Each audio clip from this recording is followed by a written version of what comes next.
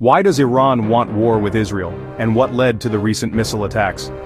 Iran's opposition to Israel comes from a mix of ideology, politics, and a power struggle in the region. Since the Islamic Revolution in 1979, Iranian leaders have seen Israel as an illegitimate state and a threat to the Muslim world. Iran supports groups like Hezbollah and Hamas, which many countries and international organizations consider terrorist groups, seeing them as resistance against Israeli influence. The conflict is also about regional power. Iran wants more influence in the Middle East, and Israel is trying to stop that. Tensions recently got much worse when Iran attacked Israel with 300 drones and missiles. Iran says this attack was in response to Israeli attacks on Iranian interests and allies in the region. These attacks are part of a bigger picture of indirect conflicts, nuclear worries, and the ongoing struggles of the Palestinians, all of which fuel the hostility. Ultimately, Iran's position is driven by a combination of religious ideology, strategic interests, and a desire to challenge Western allies in the region, making the conflict with Israel both deeply rooted and dangerously relevant. If Israel attacks Iran, the results won't just be bad, they'll be a catastrophe that affects every part of Iranian life.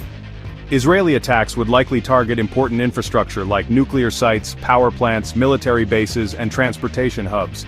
This would cause massive destruction, crippling the country's essential services and creating chaos in cities and towns. Civilians would be caught in the middle of this crisis, homes destroyed, power and water outages, mass evacuations and injuries. Images of ruined neighborhoods and desperate families would become the new reality for millions. Hospitals would be overwhelmed and the humanitarian situation would quickly get worse because of a lack of resources and the chaos. Poverty, already a problem in some parts of Iran, would become even more severe, with people struggling to find food, water, and medicine. Iran's economy would suffer greatly. Damage to oil infrastructure would mean lost exports, halted production, and a sharp drop in income. Millions would be on the brink of poverty, and unemployment would skyrocket. An economic crisis would begin inside the country, rising prices, shortages of goods, a falling currency, and mass unemployment. Ordinary Iranians would be forced to survive in extreme poverty. Ordinary Iranians would suffer from shortages of food, water, and basic services, and humanitarian organizations would struggle to provide aid.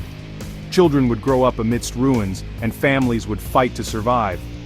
Daily life would be paralyzed, schools and businesses would close, transportation would stop, and cities would descend into chaos.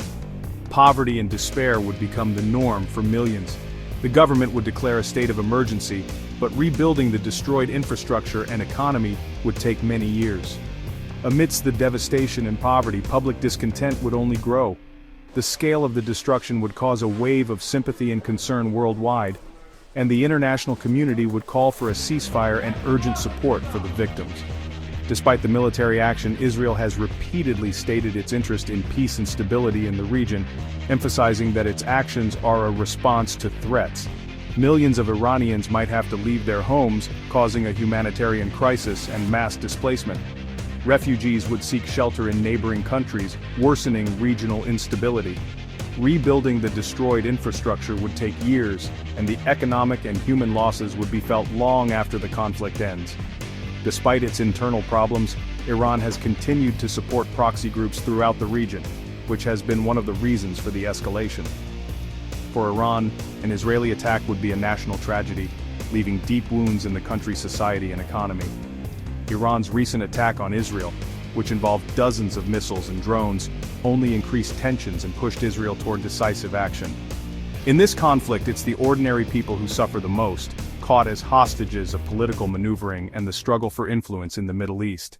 While the stories of everyday people reflect shared hopes, the big picture of these two countries is shaped by striking contrasts in power and resources. Israel stands out as a regional power. Its army is one of the most advanced in the world, equipped with cutting-edge technology, highly skilled armed forces, and powerful intelligence agencies.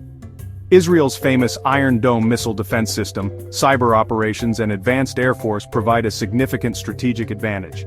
Economically, Israel thrives on innovation. The country has earned the nickname Startup Nation because of its booming tech sector, strong research institutions, and stable economy. On the world stage, Israel enjoys the support of powerful allies, especially the United States and several European countries, which provide military aid, intelligence sharing, and diplomatic support. Iran, in contrast, faces significant challenges. Years of international sanctions have hurt its economy, limiting access to global markets and hindering growth. Inflation, unemployment, and a falling currency place a heavy burden on Iranian families.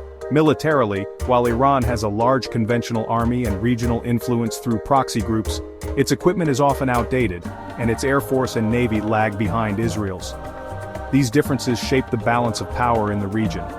Israel's technological edge and global partnerships strengthen its position, while Iran's economic struggles and military limitations narrow its options. This uneven landscape influences not only political decisions, but also the daily realities and futures of people on both sides of the conflict. Beyond the headlines and political maneuvering, life goes on for millions of ordinary people in both Israel and Iran. In bustling cities and quiet towns, families gather for meals, children go to school, and communities celebrate their traditions. Despite cultural differences, daily life in both countries is filled with similar hopes and challenges. Working hard, caring for loved ones, and dreaming of a better future. For most Israelis, the prospect of war is unwelcome. Most value peace and stability, wanting only safety for their families and the chance to thrive in their communities. However, there's a shared sense of resilience, a belief that if conflict does come, Israel is ready to defend itself. Advanced technology, a well-trained army, and strong international alliances provide a sense of security, bolstering the country's confidence. On the other hand, Iranian families also hope for peace and prosperity. Many Iranians are tired of conflict and long for the opportunity to build their lives without fear and uncertainty. Despite the political rhetoric, ordinary people often share a common desire to see a future where conflict is replaced by cooperation and where their children can grow up in a more stable and prosperous region. Iran is home to one of the world's oldest Jewish communities.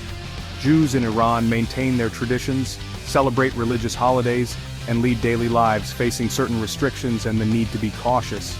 Despite the challenges, they continue to uphold their culture and contribute to society. In Israel, Muslims make up a significant part of the population. They freely practice their faith, celebrate Islamic holidays, and participate in the country's life, while also facing certain social and economic challenges, but also finding opportunities for development and education.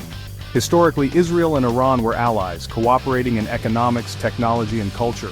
Ordinary people from both countries once interacted directly, leaving a memory of the possibilities of peaceful coexistence.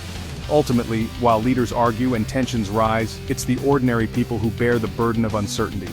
Their resilience, determination, and aspirations remind us that beneath the veneer of rivalry and conflict lies a shared humanity, and the hope that one day peace will prevail.